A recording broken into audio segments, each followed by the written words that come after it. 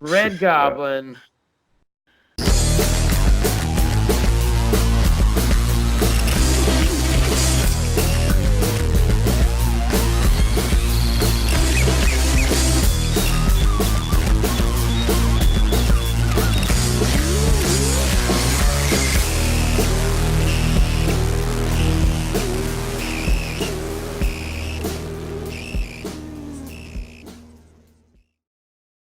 What's up, everybody?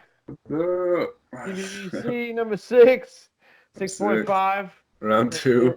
Inside joke. Thank Yeah, y'all we're not for that enthused here. We already recorded this once, but we didn't record it. So this is round 2 for us. Technical difficulties. Yeah. Shit. Great human error. So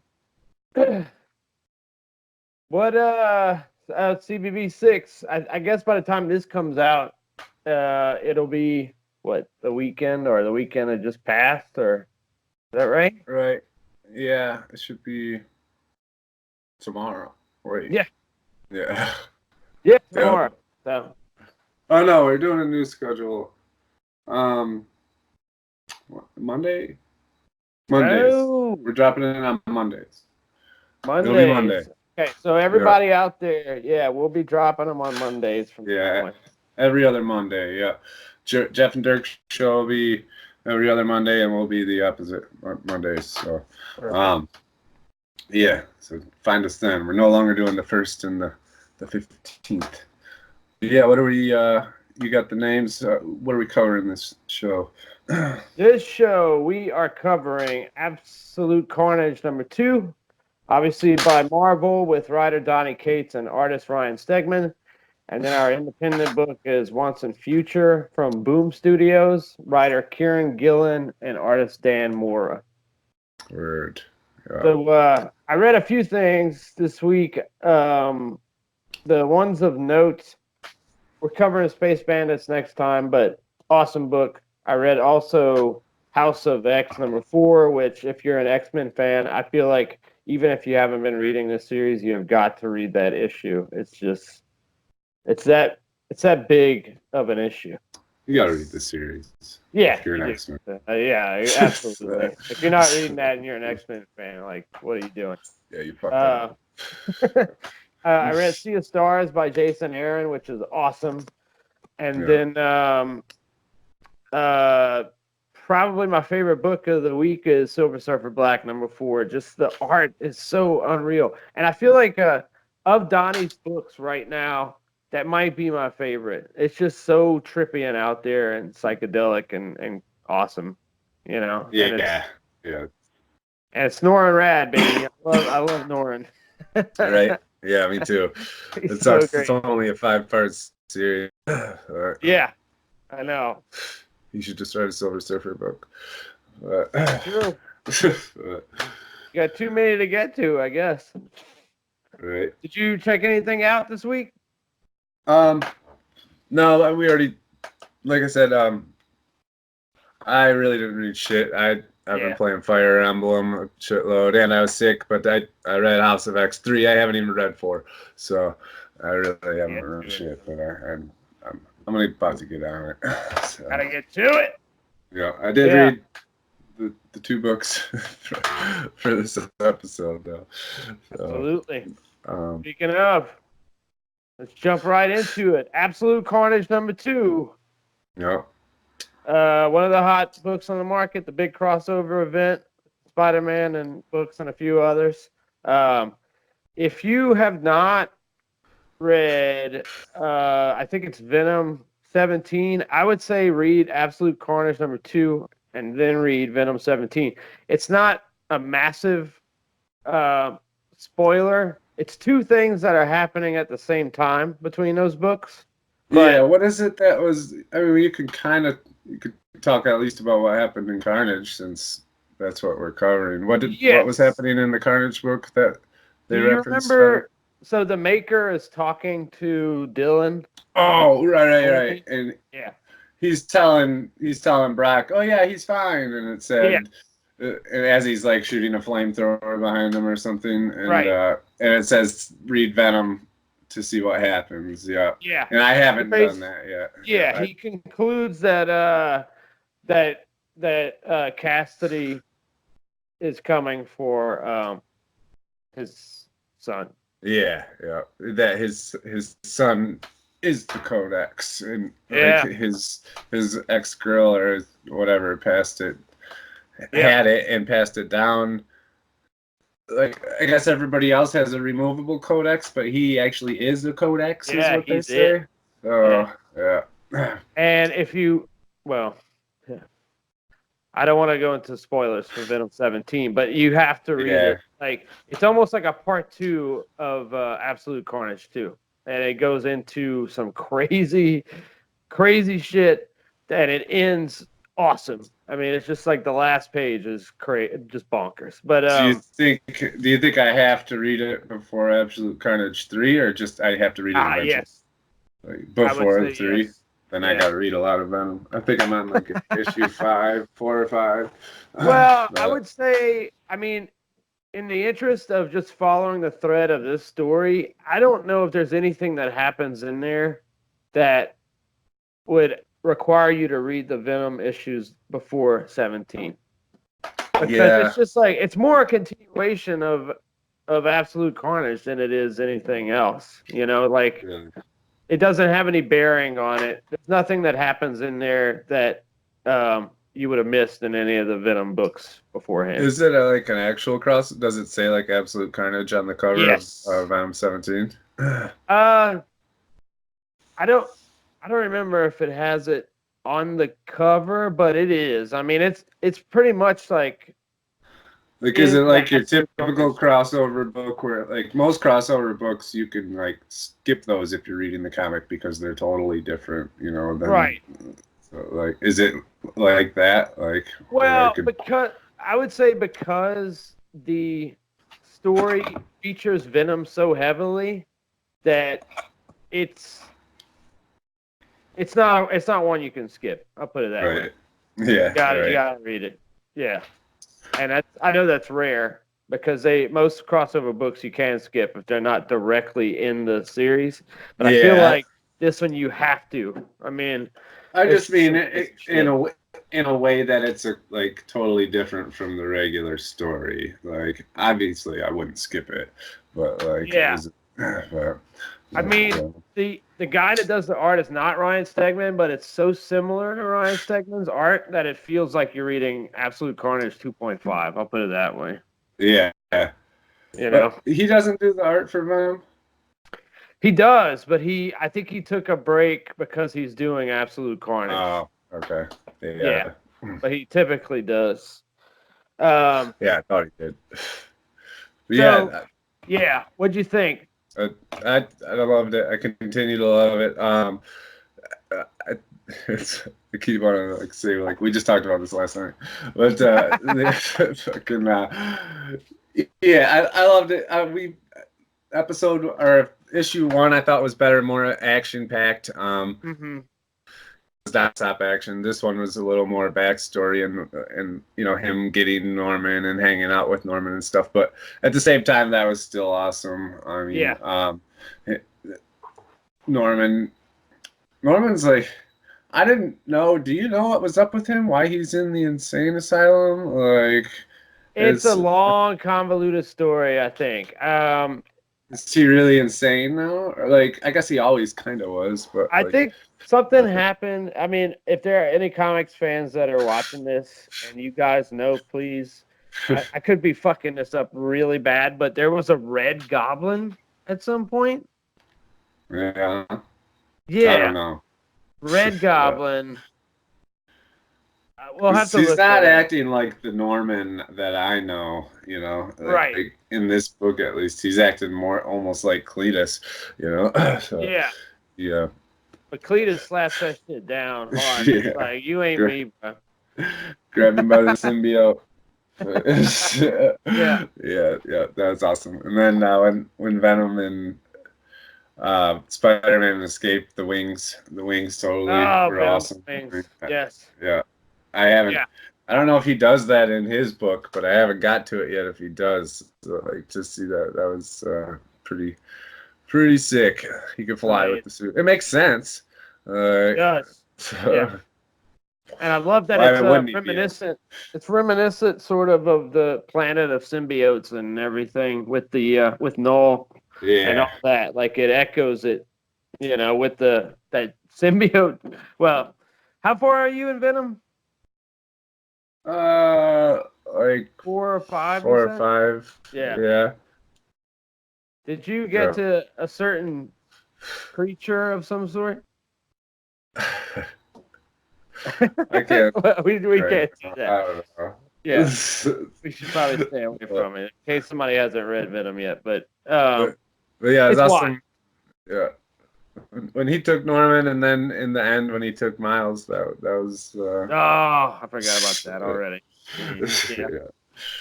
Yeah. Like we said, I have a little brother syndrome with Miles. I don't like him. I don't like people to fuck with him. So. Yeah, and he was awesome in this too. Before it took him taking on the army, and not wanting to give up, and fighting them with Scorpion. Yeah, and he's got the equipment to fight the symbiotes. He does, yeah. He's of all the Spider-Men, he has that zap and that electric gets him. So yeah, it's awesome. Yeah. Again, the artwork is fantastic. Ryan Stegman's great. The colors, Frank Martin did the colors. They're phenomenal. It's red. I've never seen so much red in my life. Right. Donny continues to just be awesome, man. He's I don't know what level of like power he has at Marvel, but I feel like they're starting to give him more and more books.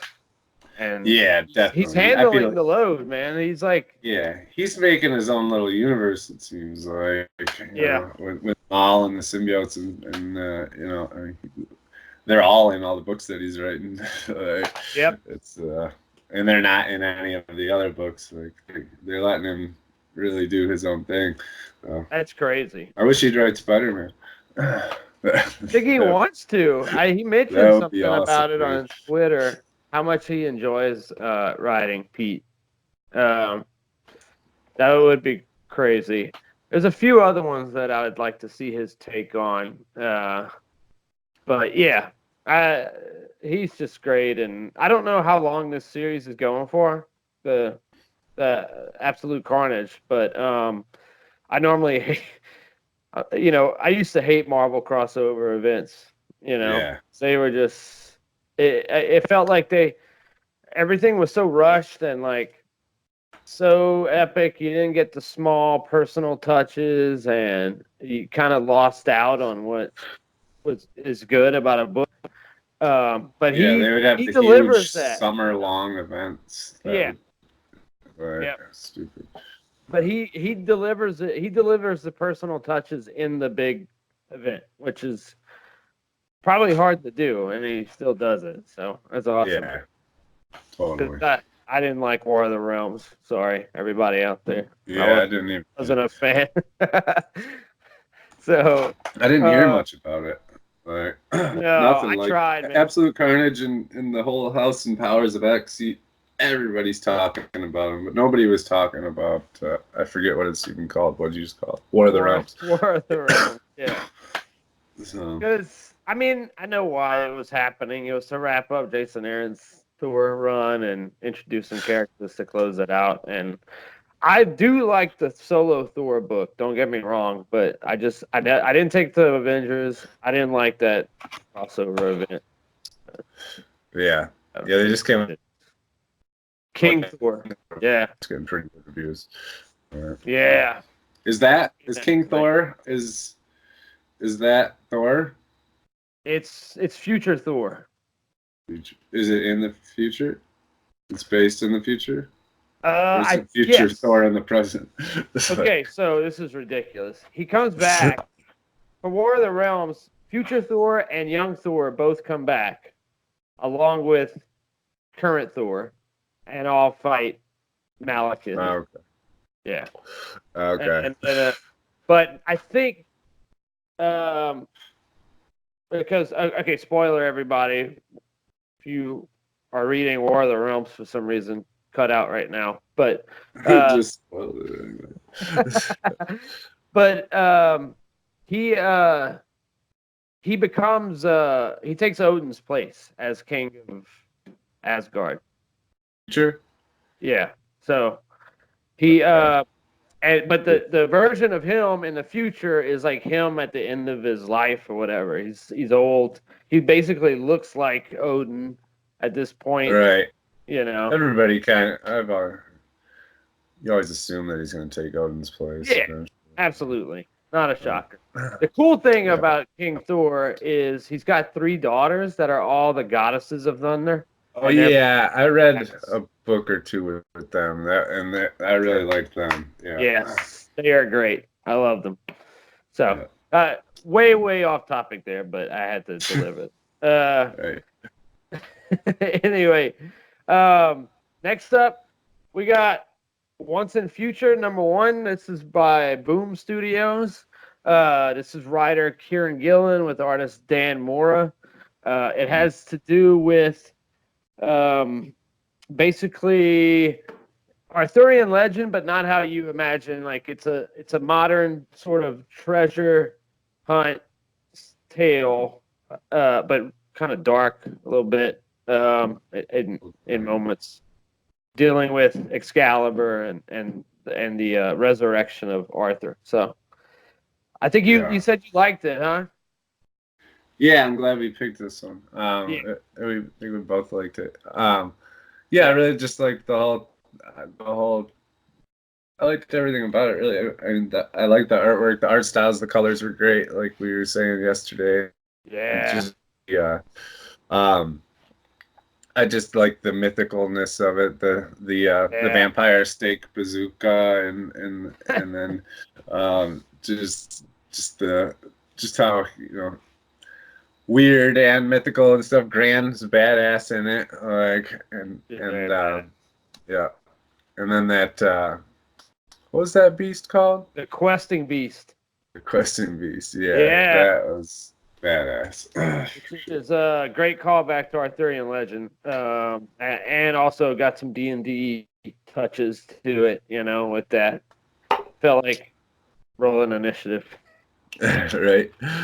Yeah. But the other thing that got me in the middle of that book was that about 4 or 5 pages in, and I saw this for all the ads for the book, was that skull with the crown. That was an awesome graphic. Yeah. Yeah. That's sweet. Oh yeah, for sure. Yeah, and then also, I echo your sentiment with Grandma being tough as nails, badass, and it's not that we've seen this before where the elderly lady is not what she seems, and she's actually kind of a badass.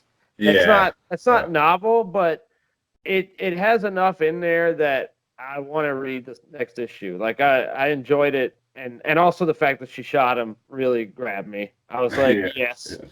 I was like, wow, she really is like, wow. Yeah. Yeah, she had no time to spend trying to get him to follow her with her words. She had to show him right there. Action economy, baby. Yep. Yep. Totally. Yeah, that was awesome. For sure. Yeah, so I'm definitely going to continue it. I encourage people, if you are normally only play around with the bigs, take a chance on some Boom Studio stuff or some Ahoy comic stuff. I really liked it. So yeah, cool. Sure. What we got up next week?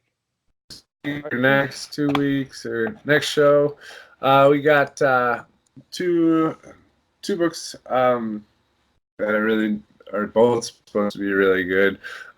Dirk already said Space Bandits #1 by Image, Mark Millar, artist Matteo Scaleria. But yeah, Dirk says it's awesome. I hear it's getting good reviews, and I love Millar. So, Francisco mentioned that, huh? Didn't he recommend it? I might have. It I'm was not him sure. or somebody. I think it was Francisco in games, the GCNC Facebook group, but I Yeah, could be wrong. yeah. Follow that group. Yeah. And then the other one is Something is Killing the Children, #1 by Boom Studios again. Yeah. They're Two in a coming out with a row. lot of good shit. Yeah. It's a great title, huh? Just grabs Yeah, you. yeah. Makes you want to read it for sure. Yeah. Yeah. That's written by James Tyronian the Fourth. I think it's tiny and Artinian. Tyronian the Fourth, and with artists by Werther Deladrea. So Yeah. some I'm of these names, excited. I'm bad. Yep. So yeah, read those, read them, and watch us next week and join the conversation. Yeah. Absolutely. Thank y'all for tuning in. Thanks. Thank you for bearing with us. The last night's show was probably better, and I'm sorry you missed it. Yeah, it was great. We'll catch you on the flip. Later.